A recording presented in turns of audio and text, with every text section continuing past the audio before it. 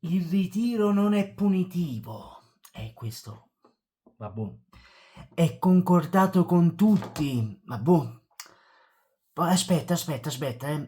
I giocatori si sentono responsabili di questa situazione. Ultimo, ma per non importanza, De Laurentiis è molto carino con me. Mi chiede tante cose, ma lui è un aziendalista. Il presidente mi ha sempre supportato e non ha inciso in negativo. Giovani, buongiorno e ben ritrovati nuovamente sul canale di Neapolis 1926. Per prima cosa iscriviti al canale prima che sclero. Queste sono state le parole di Calzone in conferenza stampa pre-ritiro Napoli-Roma. Socchiudo gli occhi perché sennò potrei spaccare tutto. Signori, oggi abbiamo avuto una conferenza stampa ridicola. Molto ridicola. Forse più di quella di Napoli-Fiorentino di Supercoppa Italiana. Signora, mi viene da piangere. Viene da piangere perché qui si parla di orgoglio, motivazione. Concludiamo la stagione nel miglior modo possibile. Dopotutto, come puoi far peggio di questa stagione così disastrosa, fuori dall'Europa League, fuori dalla Conference League, fuori dalla Champions League, fuori dallo scudetto mai lottato e mai difeso? Una società che non ha arte né parte. Signori, questi veramente ci hanno preso per il culo oggi in questa conferenza stampa. Però è uscita la notizia.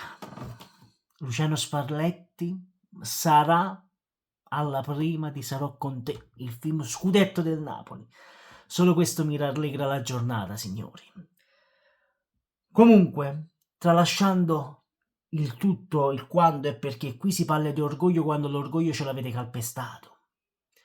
E ve l'ho detto in live. Grazie soprattutto a chi è passato in live. Abbiamo fatto più di 3000 visual. Grazie veramente tanto. Siete qualcosa di eccezionale. Detto questo, voglio. Mi piace, commento, l'iscrizione, sapete già tutto perché oramai siete navigati sul canale di Neapolis 1926. Mi siedo perché sennò mi spacco la schiena. Allora, signori, abbiamo fatto un po' il video serio d'inizio, ma qui ci sarebbe veramente da preoccuparsi di quello che questo ha detto in conferenza stampa. Cioè, lui dice i giocatori si sentono responsabili di questa situazione che stiamo vivendo in questo momento con il Napoli, ma sai, l'orgoglio, metteremo orgoglio, l'aggressività, voglio l'uno contro uno. Cioè, ragazzi, ma voi veramente mi giustifichi il ritiro e dici non è un ritiro punitivo? E quando lo facciamo un ritiro punitivo noi? Noi dovremmo andare non in ritiro a Caserta, perché saremo a Caserta, se non erro, fatemelo sapere qui sotto nei commenti, perché il ritiro si svolgerà lì, visto che Napoli è la città più visitata di questo lunghissimo e grandissimo ponte, che secondo me è una grande stronzata, perché l'Italia va male proprio perché ci sono questi ponti e la gente non lavora e prende le ferie. Andate a lavorare invece di farvi una settimana di festa, andate a lavorare invece di farvi una settimana di festa, perché c'è il ponte, è sacro, il ponte per noi italiani è sacro, agosto e luglio è sacro e quindi dobbiamo fermare l'Italia perché dobbiamo riposarci, giustamente. Io spero che voi non apriate mai una partita IVA, perché se aprite una partita IVA dovete lavorare ogni santo giorno. Scusatemi, piccolo off topic, ma mi sentivo di dirlo. Stavamo dicendo, giustamente dobbiamo andare a Caserta perché Napoli sarà la città più visitata in questo periodo, prima in Italia, e mi soffermo sul primo in Italia. E questo è un grazie ai turisti, grazie perché continuate a far splendere Napoli, perché ricordatevi, Napoli è quella che vedete quando venite nei quartieri, quando vedete quella gente splendida che vi apre le porte di casa, non quella che vedete nei film e nei telefilm, e non quella che vedete su TikTok specialmente. Non siamo tutti così a Napoli, ricordatevelo, non siamo tutti così. Tralasciando anche questo lapsus. Allora, signori, qui la situazione è critica, è grave, è drammatica, perché questi ci vogliono far credere che ora, in queste ultime 5 partite, metteranno l'orgoglio, dopo che non ce l'hanno messo tutta la stagione. E questo parla, addirittura Calzone dice, la partita con la Roma è fondamentale. No, caro Calzona, la partita con la Roma non è fondamentale, anzi, le partite con Torino, Frosinone, Empoli, quelle erano fondamentali. Atalanta, ci metto pure l'Atalanta, quelle erano fondamentali, perché se tu vincevi con le piccole, e ricordatevi una cosa, che il campionato, i posti in Champions League, Europa League e quel che sia, si decidono con le squadre piccole e medio piccole, non con le squadre di alta classifica. Diamine, quello è uno scontro diretto. Puoi prendere 3 punti, ma tu poi quei 3 punti li devi riconfermare con le squadre piccole. Il Napoli quest'anno è venuto a mancare con le famose piccole, le seconde squadre della colonna di destra. E quindi è inutile che mi venite a parlare di orgoglio e di altre cose, cari miei, perché non siete più credibili, mi dispiace. E io l'ho detto oggi in live.